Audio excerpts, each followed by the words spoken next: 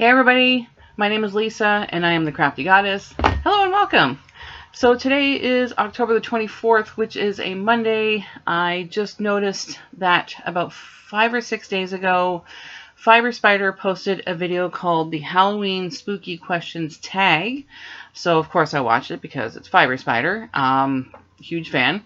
And at the end of the tag videos that you see on YouTube, whoever is answering the questions will tag YouTubers whose responses they want to see and post whatnot. It's kind of like a very clever like chainmail type of thing, but it's more fun than a chainmail. You know, there's no bad luck implied or anything. It's a fun thing, sort of a get to know you. I've participated in them before, and I'm doing it again today because at the end of Fiber Spider's video, he tagged me. Among other YouTubers like Rose Likes Crochet, It's Raining Yarn, Urban Yarns, etc. So I was immensely flattered that he tagged me. Not gonna lie, I kind of squealed like a fangirl when I heard I had to go back and play it over again because I'm like, did I hear that right? But yeah, thank you so much for tagging me. I'm incredibly honored that I am included in this amazing community. Thank you so much. I can't expound enough on how much I love this time of year. I love fall. I love the autumn. I love the month of October. You know, here in Canada, we have Canadian Thanksgiving around the second weekend of October.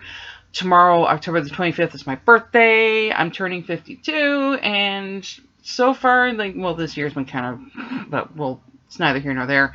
Halloween's at the end of the month. It's amazing. I absolutely love this time of year so much. I've spent a lot of my free time just walking everywhere, you know, watching the leaves changing colors, just getting out and enjoying nature. It's one of my favorite things to do this time of year. And well, now I'm going to add this to this because now it's my turn to answer the questionnaire. There are 31 questions in total. I know this is going to be a bit of a jaunt, so I apologize in advance for this being a little long. If you can't hang on with the whole thing, that's fine. Yeah, I'll try and plow through these as best as I can. Some of the questions are actually quite intriguing and are going to give me a bit to think about. So, let's get started. So, question number 1. Favorite horror/Halloween themed song? The first song that comes to mind when I hear this, I don't know if it's necessarily Halloween or horror themed, but I've always loved the song I Put a Spell on You by Screaming Jay Hawkins, the original. If you watch any performances of him doing that song, he's just absolutely amazing, mind-blowing. I've always liked his music, to be honest. Incredible performance artist. I've heard stories here and there that the whole thing about where he comes out and, like, you know, comes out of a coffin and is all spooky and stuff, apparently that was just a gimmick, but I don't care. It was a great visual. I love the song. I even like the Marilyn Manson cover that came out, gosh, I can't remember how many years ago now. It's been at least 30 years, I think. Yeah, I'm aware that Manson is problematic, but then again, I've known for years that whatever. But his cover's not bad, but I prefer the original. So, question 2. Name something you wouldn't want to run into in a dark forest or an abandoned building. I'm just going to forego the whole thing about, you know, female traveling alone after dark being dangerous enough anyway, which sadly it is. But something I probably wouldn't want to run into, maybe something bigger than me that could eat me. That's the only thing I can think of. Perhaps a nest of tarantulas. I'm horribly arachnophobic. I've held a tarantula before. It was a little brown fluffy thing. Actually, coincidentally, her name was Fluffy, and she was kind of cute for a tarantula. But yeah, I don't think I'd want to I wouldn't want to run into a spider's web, period. You know, just, yeah. Or an abandoned building. Yeah, something, I don't know, bigger than me that's like maybe poisonous or carnivorous that hasn't eaten in 20 years. Because I'm a big girl and I don't run very fast. Question 3. Have you ever played with an Ouija board? Yeah. I remember, you know, at friends, like parties at friends' places, whatever, in high school. And it's always in high school where, you know, the Ouija board gets broken out and everybody's like, oh, we can. I remember this one house party at a friend's. the guys were in another room watching movies or whatever, and all the girls were in the kitchen. Somebody broke out the Ouija board, and it turned into this whole, like, I'm more psychic than you contest, which is just, like, it just turned into this whole hierarchy of BS. And I'm like, oh, but I should run the board because I'm psychic and I can talk.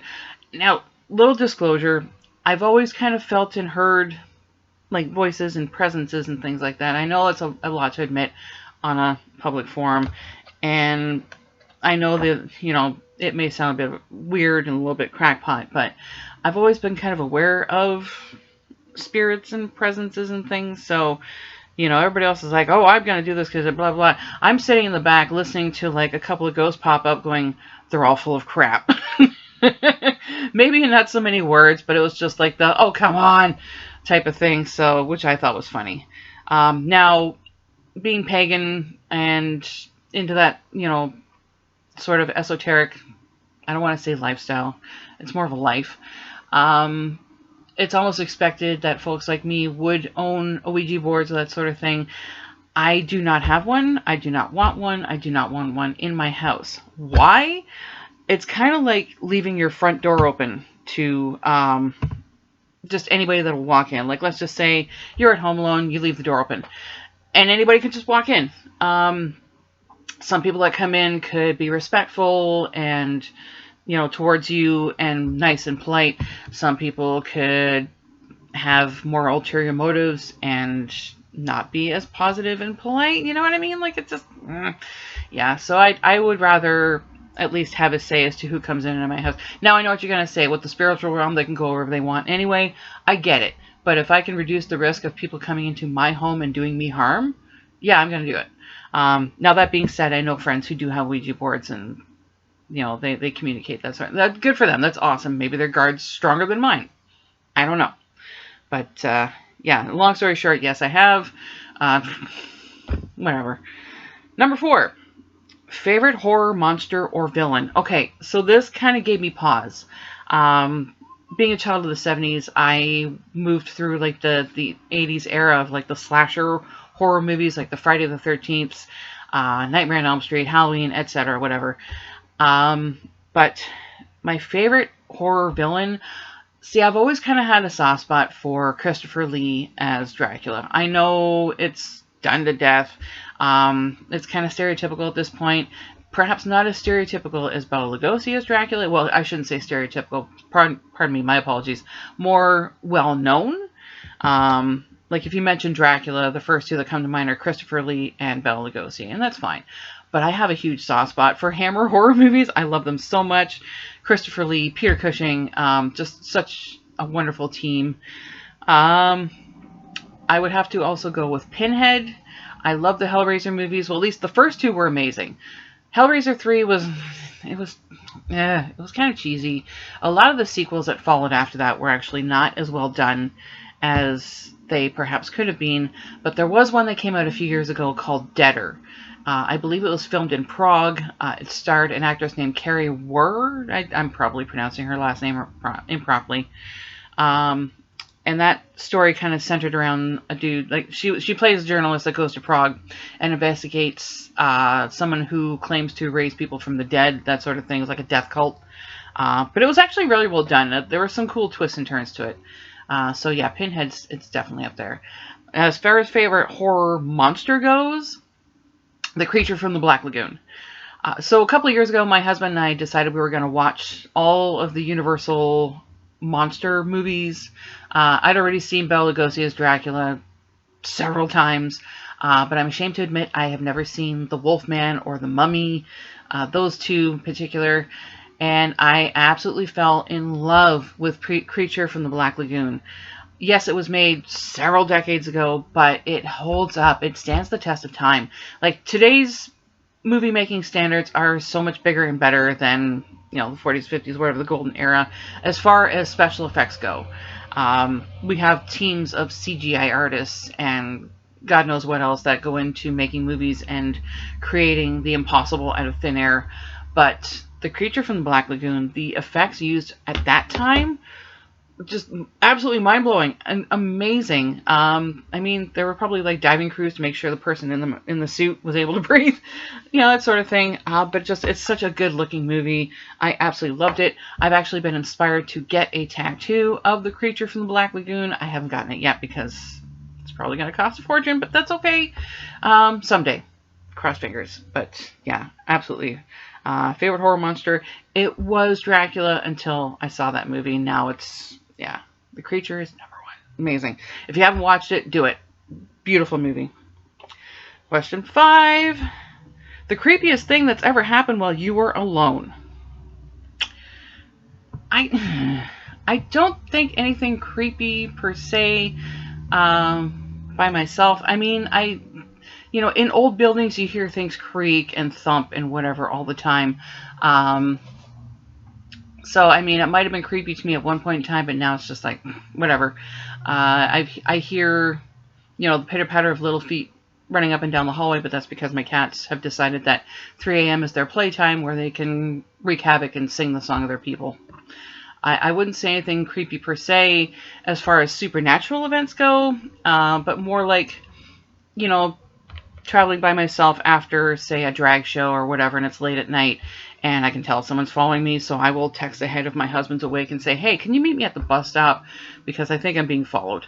And it's kind of funny, he'll be standing at the bus stop just like, probably unhappy that he had to leave the apartment, but just, yeah, that's about the extent of it, really.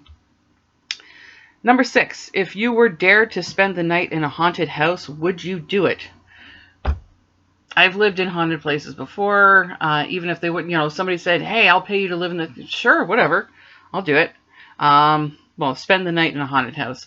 I've lived in apartments and whatnot where there has been some activity. I'm pretty sure there are a couple of ghosts that are following myself around anyway. It's kind of funny, actually. I think it's amusing now. When we first started seeing each other, he told me that there was the ghost of a little girl that lived in the apartment building he was in with his parents. And he was pretty sure that, he probably, like, it's hard to say. Like, he and my stepson have this thing where kids are immediately, like, just drawn to them. They have this energy. Like, we'll be in a grocery store or whatever, and if there's a baby in front of us or a little kid, I'll be like, oh my god, it's so cute, and they'll look at me like, I wasn't talking to you, but they see my husband and they just light up. So I keep telling them he's like the ghost whisperer, like the child whisperer from the other side. So I'm pretty sure that they've kind of followed him around. We hear like little noises here and there that aren't created by cats. So yeah, it wouldn't be as big of a deal, to be honest. Number 7, are you superstitious? Not really. My Italian grandmother was very superstitious, which is kind of funny. I don't have any superstitions. Like, I step on cracks all the time on sidewalks. My mom's back is fine.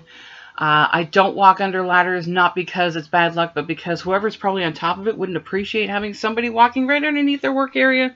So, just it's more of politeness than a fear of something happening.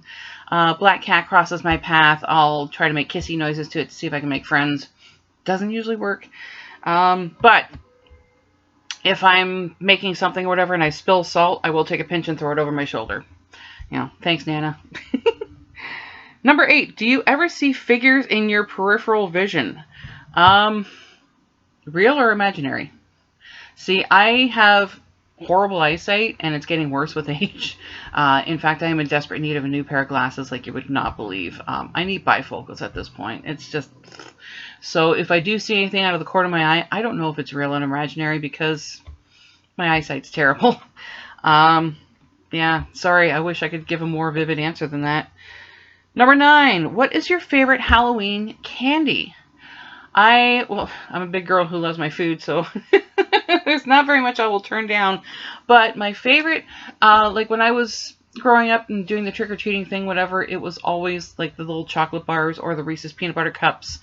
I remember Trent Reznor in an interview once said that Reese's peanut butter cups was the perfect combination of crappy peanut butter and chocolate, and I completely agree with that. Just one of my favorites. Always has been. To this day, I'll even, but well now, like to this day, I will buy Halloween candies, but I'll give it out to coworkers, whatever. But I prefer to buy Cadbury chocolate because it tastes so much better than Nestle. We're not going to get into how problematic Nestle is anyway. It's kind of a given. But Cadbury, the quality of the chocolate is so much better. It's just amazing. If I had the budget, I would buy Lindor, but it's neither here nor there.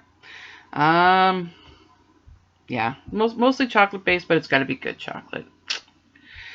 Number 10, do you prefer gore or thrillers? I would rather be scared than grossed out. It's always kind of been that way. Like, yeah, growing up in the 80s with the slasher movies and the machetes and the axes and whatever, like, okay, fine, whatever. But I've always preferred the psychological thrillers, the ones that kind of hang with you and stay in your head for a while. I would rather be scared senseless. I remember when I was, I think, in grade 6, like grade 6 graduation party, whatever, there was a movie night, and whoever was in charge of it decided it would be a good idea to watch the movie The Changeling. Came out, I want to say sometime late 70s. I remember part of it was actually filmed here in Guelph in a house down on Queen Street, just off of Aramasa. If anybody knows Guelph very well, it's kind of going away from the downtown area towards the east, southeast-ish area. Anyway, there's a lot of big, beautiful buildings in that area around like Aramasa, Queen Street, King Street, etc. And from what I hear, the part of the movie was filmed there. It's a rather spooky movie. Stars, I want to say George C. Scott, plays an author. He lost his family in some tragedy. And he's in this house that's haunted by the spirit of a little boy. And the whole background behind how the little boy became the specter messed with me so hard. Like, I was 11 years old. I was used to seeing scary things, maybe not as thick-skinned as I am now, but it really... It stuck with me. Just to this day, I watch certain, the movie, certain scenes. I'm just like, whew. Another good example of a movie that's a thriller is The Witch. It's one of my favorite horror movies ever, ever, ever. It's a new one that just came out, well, new-ish. It came out a handful of years ago. I can't remember the director's name, but it was his very first movie. It was his directorial debut. The next one he went on to make, I believe, was Hereditary. And just absolutely stunning. If anybody's seen either of those movies, you know what I'm talking about. Just chef's kiss, beautiful. But yeah, don't show me blood and guts. It's not that I'm squeamish. I don't care. I'd rather have somebody sneak up behind me and go boo, and then I'm clinging to the ceiling. Number 11, do you believe in multiple dimensions or portals? On a spiritual level, yeah, kind of, because once you're part of the universal cosmic whatever, once you've passed on, I believe your spirit can go on and do whatever it needs to do. On a cosmic horror level, no. And I'm going cosmic horror here because, movies like The Beyond, Event Horizon, that sort of thing, I don't really think that's a thing. I know it can sort of subscribe to the whole spiritual belief, whatever, but just no. Maybe it's just my ego saying I'd rather not see that possibility thanks to those movies. Blah. Number 12, have you ever made a potion of any sort? I'm a witch. Of course, but I wouldn't say like I've made potions like, hunched over a cauldron stirring a big stick or whatever. Does throwing a bunch of stuff in a crock pot and letting it go for 2 hours count? Maybe cooking. Maybe brewing my tea in the morning. I don't know. But as kids, like we all play in the muck and it's like, let's add some mud and twigs and stuff together and stir it and we'll pretend we're witches. I think everybody goes through that rite of passage. So technically, yeah, maybe. Number 13, do you get scared easily? Not really, but I think it's probably because I'm middle-aged and just I've been there, done that, like, whatever. Not necessarily jaded, but just, not as easily as I used to. Like, when you're younger and your brain plays tricks on you and you can almost convince yourself they're real. But now, like, maybe I am too jaded for my own good. So yeah, no. Number 14, have you ever played Bloody Mary? No. I didn't see the point. I mean, when I was younger and people were like, oh, you shut the lights off in front of a mirror and you start chanting Bloody Mary and somebody will reach out and attack you. Who wants that to happen? Like, seriously, if I'm in the bathroom alone and the lights go out on their own, I'm reefing the door open and to find out if, like, the hydro's gone out. I don't want some specter jumping out at me and, just no. No, never. Number 15, do you believe in demons or the devil? So, bit of background, I wasn't raised in a religious home. Religion wasn't really a part of my home until my dad made friends with a coworker who was very heavily involved with a local Baptist church. And as a result, most of us got roped into going to this church, to make a good show of faith to impress my dad's friend. I don't have anything against religion in general. It's just how the religion is practiced. But I'm not going to get into that here. But at the time, believing in like some sort of all-powerful deity who thinks I'm wonderful no matter how crappy my behavior is, whatever, was a reassuring thing. But there's also the belief that, like, if you believe in like this higher celestial being, it would only be expected to believe in its, exact opposite counterpart. You know what I mean? I always thought the concept of the devil was a little weird. Somebody just existing for the sole purpose of like talking people into, making bad decisions or whatever. To this day, I am of the opinion that the devil kind of exists as a scapegoat for people to use for their, crappy decisions or behavior. So, yeah. Evil can be a force, but I think it's mostly man-made. As far as demons go, like we've heard stories about demon possession, that sort of thing. Maybe, I don't know. I've never personally experienced it, but I'm a little bit skeptical on that. So, yeah. Number 16, you're home alone and hear footsteps in your house. What do you do? Well, first thing I'd be doing is I would be checking to see why my husband is up at whatever ungodly hour that I'm still awake at. I hear footsteps in my apartment all the time. Like I said, it's usually the cats running around. Now, if it was something other than, if my husband was dead asleep and the cats were still and I could hear something happening, I'm not as terribly worried about it. Like, yeah, I would be kind of spooked, like, who is it and how did they get in my apartment? But as I've gone to a number of Renaissance and medieval festivals, I have a fair collection of sharp, pointy things. And my husband does have a Bowie knife and a broadsword on his side of the bed. Not in the bed or anything, but just, let's just say we have things handy that we may have to brandish in a gesture of intimidation if need be. Number 17, if you got trapped in one scary movie, which one would you choose? Oh, boy. There are a number of movies I would prefer not to be trapped in, just because it might not end well for me. Gosh.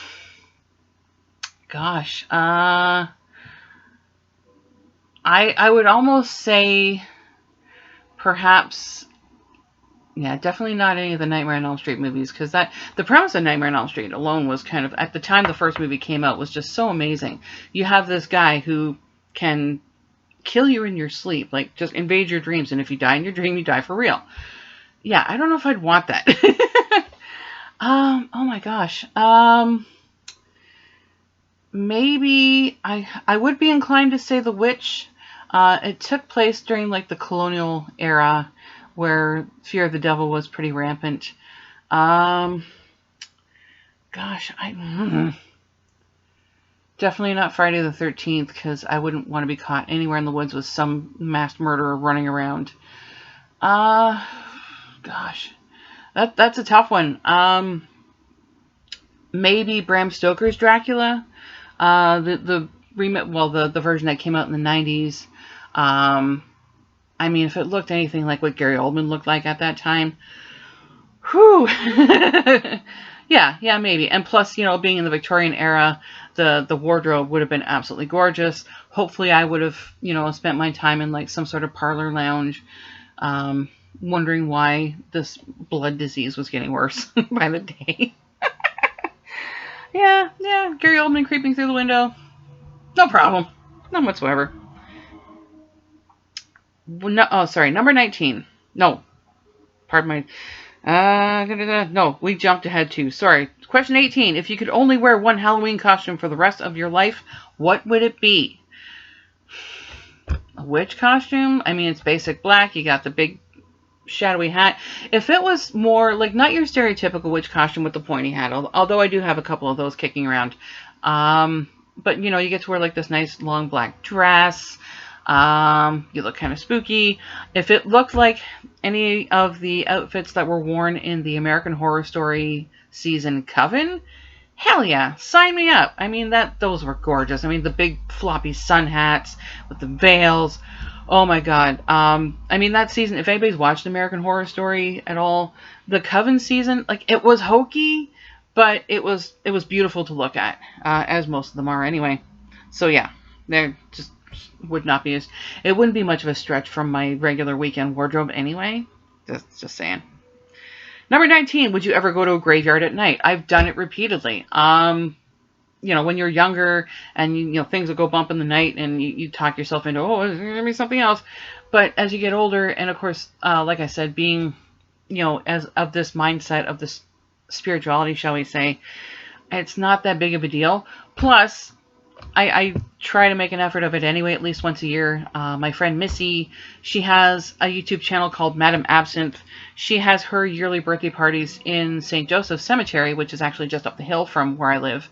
I went last year. It was wonderful. I wanted to go this year, but her birthday party coincided with the same day as our medieval festival that I was vending at. And it was insane. Oh my gosh. I told her I was going to try and make it, at least put in an appearance, but that day was just nuts. It went for only like 7 or 8 hours, but there was just so many people, and I left my booth like maybe twice because that's how crazy it was. So unfortunately, I couldn't make Missy's birthday this year, and I feel really bad about it. But yeah, it's hanging out in a graveyard at night, not that big of a stretch for me, and it's actually very peaceful. It's very calm. The cemetery itself is located right next to a main artery here in Guelph, but when you get right into the thick of it, it's just so quiet and still and just absolutely beautiful.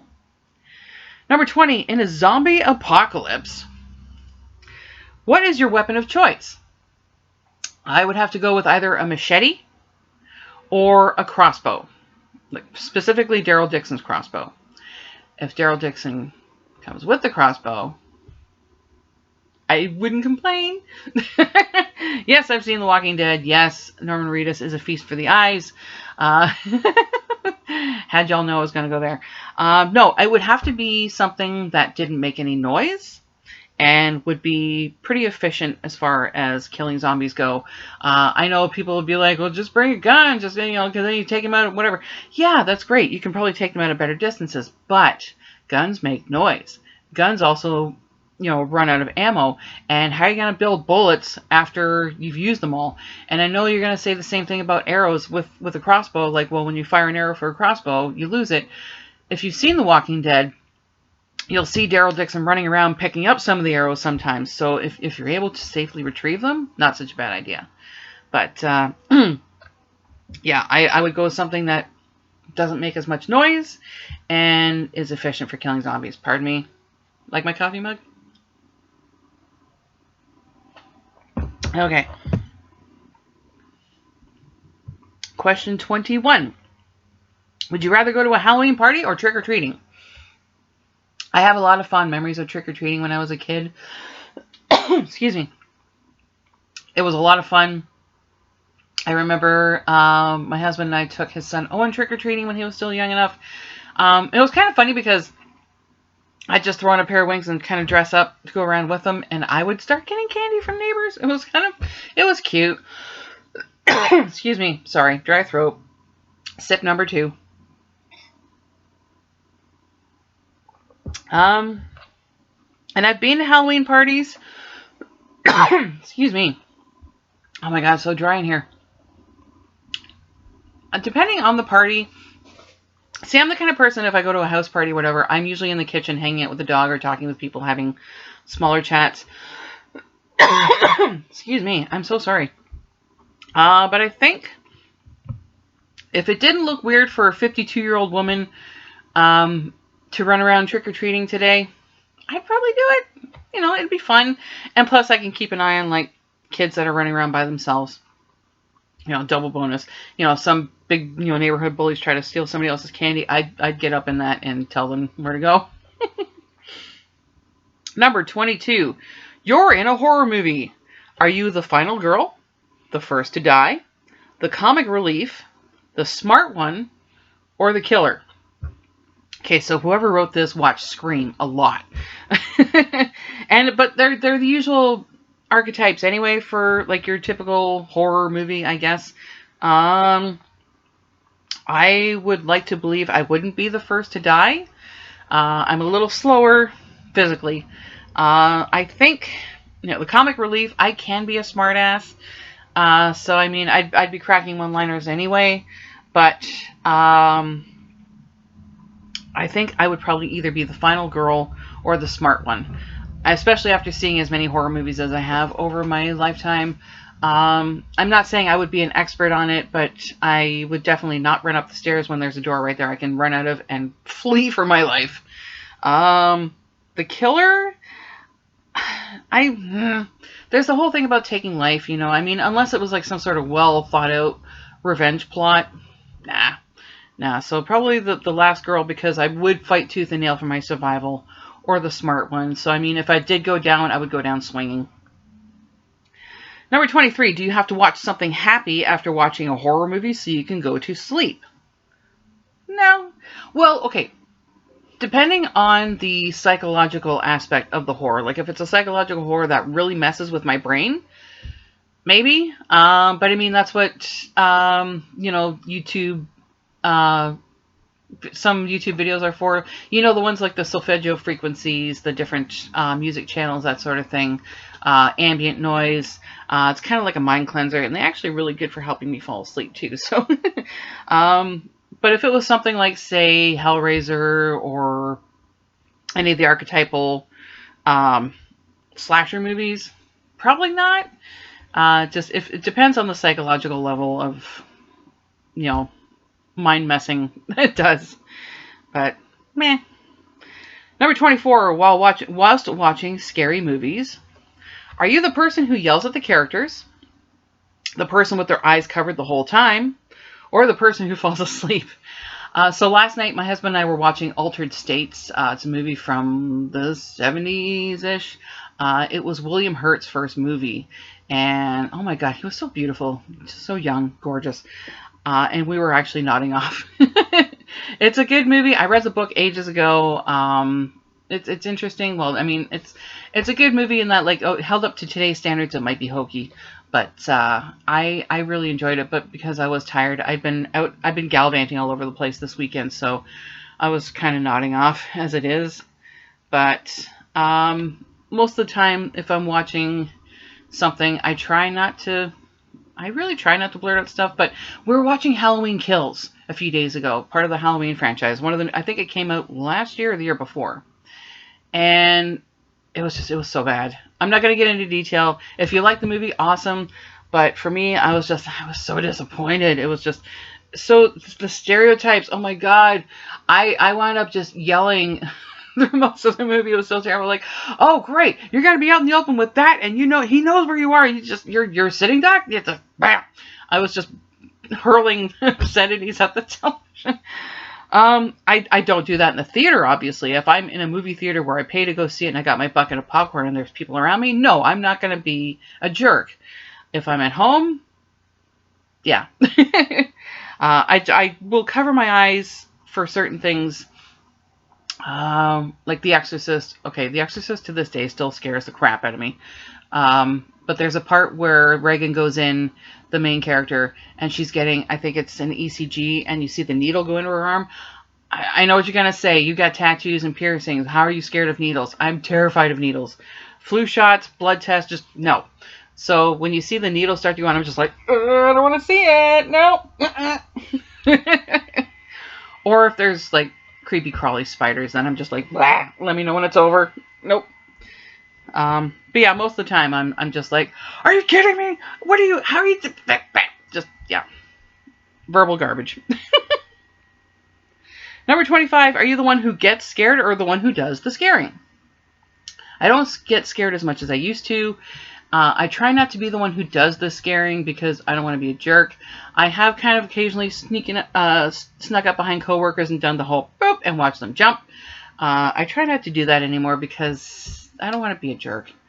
But I will sometimes kind of, if I'm, two people are talking like at work or whatever, and I'll just stand there and not say anything, be super quiet.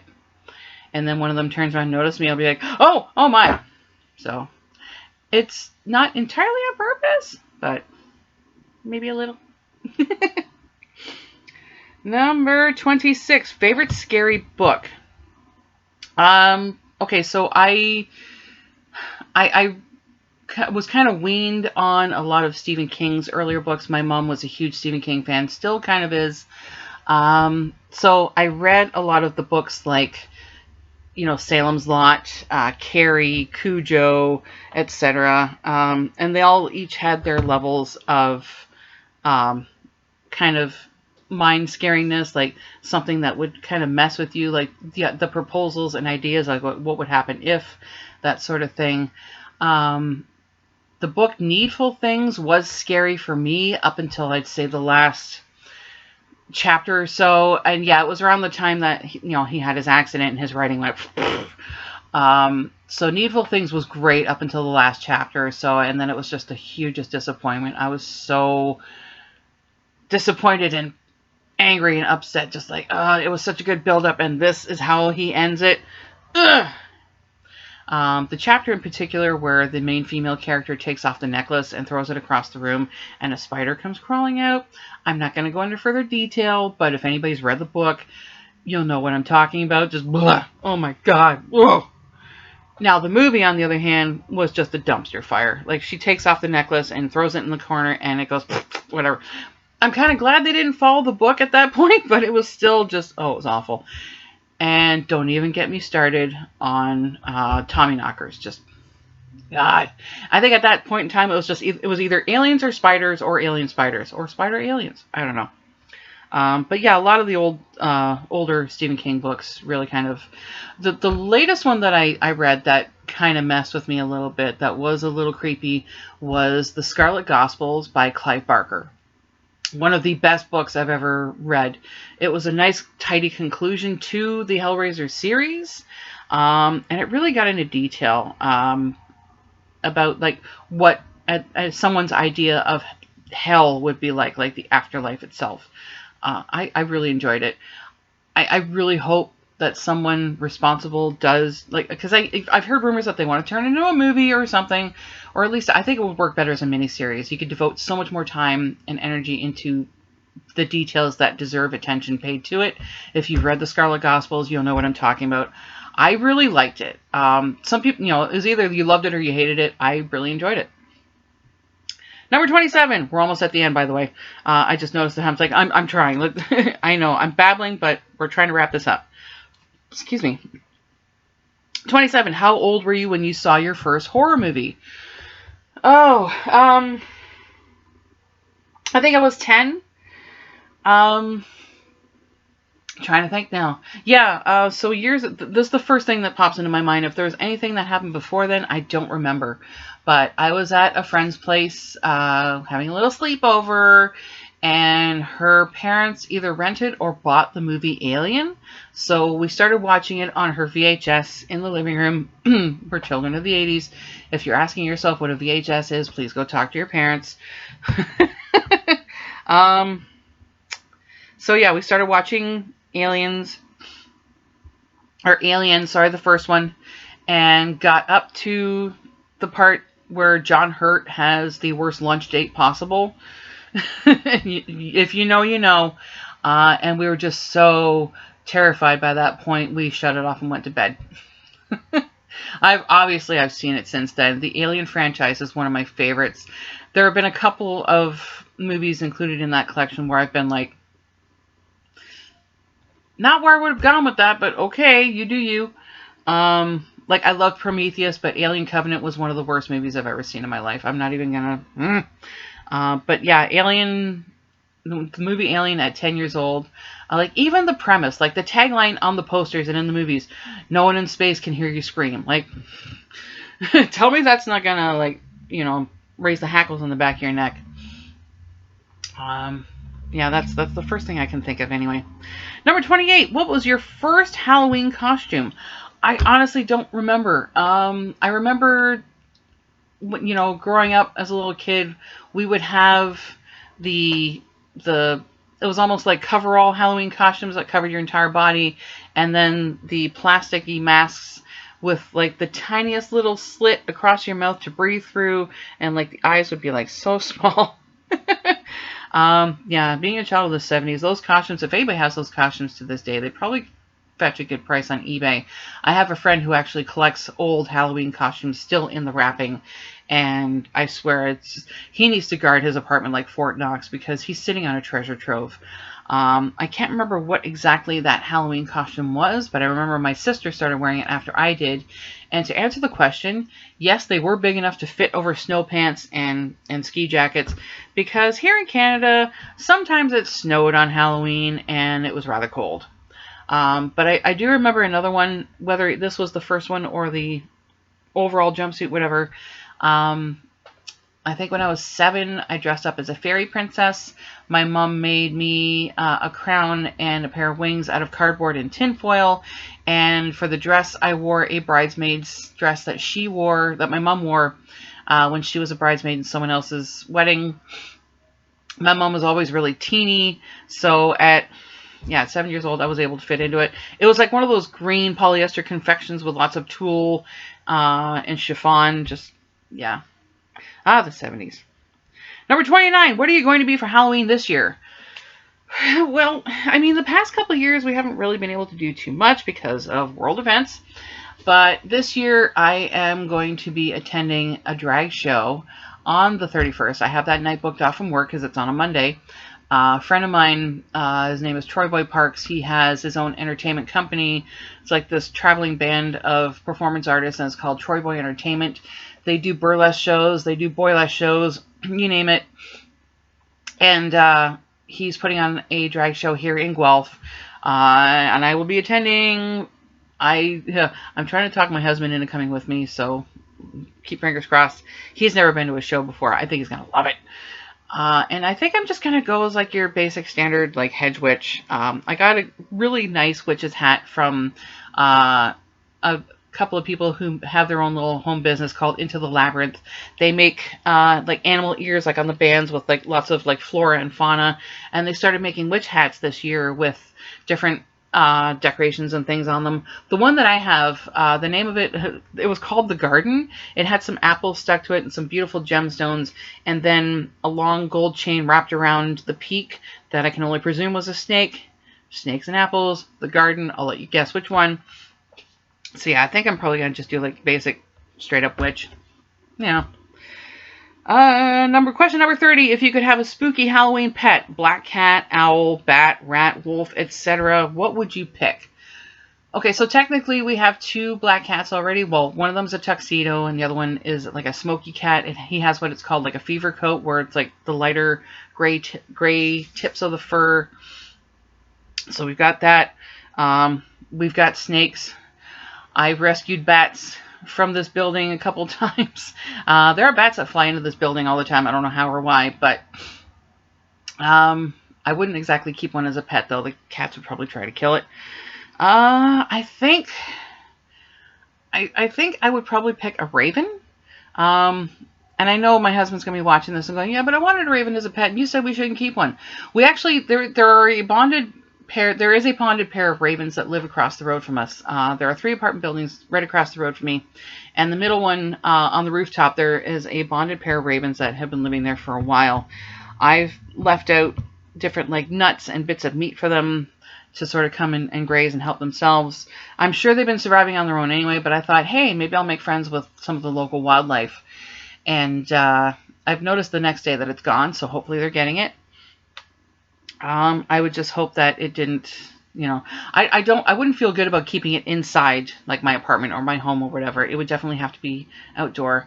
So maybe not necessarily a pet per se, but just, somebody I can hang out with. I don't know if I'd want to own a wolf either. The cats probably wouldn't like it. A friend of mine, like when I was growing up, my sister had a friend in public school whose parents had a dog. It was like part German Shepherd, part wolf, and the thing was big. It was huge, but it was just the gentlest, sweetest creature. So cute. Just a big fluff ball. So yeah, maybe a raven, but it wouldn't be a domestic pet, if that makes sense. Final question. We're at the 45-minute mark. I apologize for taking so long with this. Number 31. What is your favorite type of paranormal supernatural creature? Vampire, werewolf, ghost, etc. Vampire, hands down. I've always loved vampire movies. There are some good ones out there. There are some really horrible ones out there. Werewolf, I mean, I'm at that age where I'm sweating all the time anyway, so the fur would probably be itchy. Now, it didn't say what supernatural creature I would want to become. It just says what's my favorite. I've always been attracted to the idea of vampires. The whole idea of, like, you know, living forever. Like, Anne Rice kind of gave an unfair advantage to vampires by making them all incredibly beautiful and wealthy and European. Nothing against that, but just, you know, coming from like this background of family wealth and that sort of thing. Yeah, I've always had a soft spot for vampires. But to be honest, I can't even say witches as a supernatural creature, you know, for obvious reasons. So there we go. That was it. Those are my answers to the 31 questions. Now, this is where I am obligated to tag people to carry this on. So the people I want to tag are the Spinning Spider, Scary Carrie, you're up. Mary Morning, I would love to see your answers to this. You and I are both horror aficionados, and I would love to know some of the answers that you may have to these questions. Alt Nuts, if you're watching this, and you haven't already answered these questions, if you have, just ignore it. But if you have, I'm gonna have to go digging for it now. But I would love to see how you answer these questions. So you're up. I know Fiber Spider already tagged him, but Gary at Urban Yarns, I would love to have you chime in on this as well. And last but not least, I'm kind of reaching with this, but I would love to see how Aurelio Voltaire would answer this. He has his own channel. It's the Lara Voltaire. His series, the Gothic homemaking series, is something that I watch avidly. It's really helped me refine some of my choices for purchasing home decor, like Halloween, spooky themed stuff. He's a brilliant musician and such a huge creative inspiration, and I absolutely adore his music. So those are my, well, you don't have to stick to 5 picks, I guess. If anybody's watched this and you want to tag yourself, please do so. I welcome anybody and everyone who wants to answer these questions. But that's it for me. I have to get ready for work soon. Yeah, my afternoon schedule. You know, I'm glad that I have the opportunity to be able to do things like this before I go to work, but duty calls. So that's it for now. Thank you so much. I apologize for this being as lengthy as it is. It's probably the longest video I've done. But then again, 31 questions. I can't just go yes, no, whatever. I could have, but anyway. If you like what you saw, if you stuck through it this long, thank you. Please give this video a thumbs up. I appreciate all the positive feedback. If you haven't already, click the subscribe button just down here. Hit the notification bell. It'll let you know when I post new videos. And leave a comment down below. Let me know if you're going to be, you know, if you have any questions that you'd like to answer from this questionnaire, or if you're going to be doing one of your own. Yeah, leave something in the comments. So we'll get some really cool conversations going. Thank you so much for watching. I appreciate everybody being here. Stay safe, keep making cool stuff, and we'll talk to you again soon. All right, bye.